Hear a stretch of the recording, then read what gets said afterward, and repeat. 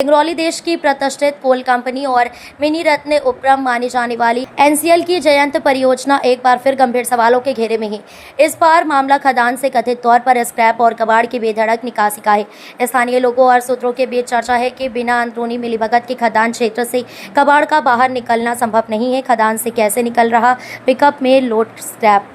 सूत्रों के अनुसार कुछ कबाड़ी कथित रूप से पिकअप वाहनों के जरिए जयंत परियोजना के अंदर प्रवेश कर रही हैं और वहां से स्क्रैप लोड कर बाहर निकल रही हैं। सबसे बड़ा सवाल ये उठ रहा है कि सुरक्षा व्यवस्था और बैरियर होने के बावजूद आखिर ये गतिविधि कैसे संभव हो रही है। सिक्योरिटी की भूमिका पर उठ रहे सवाल।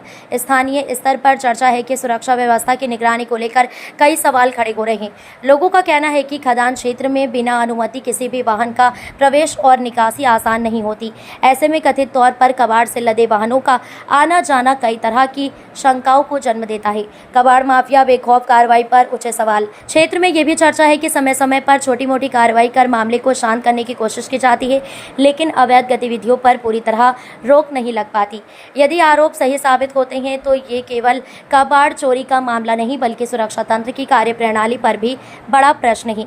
जांच की मांग हुई तेज। स्थानीय लोगों ने पूरे मामले की निष्पक्ष जांच की मांग की है। लोगों का कहना है कि यदि खदान से स्क्रैप की अवैध निकासी हो रही है तो इसकी जांच कर जिम्मेदार लोगों की भूमिका सामने लाई जानी चाहिए।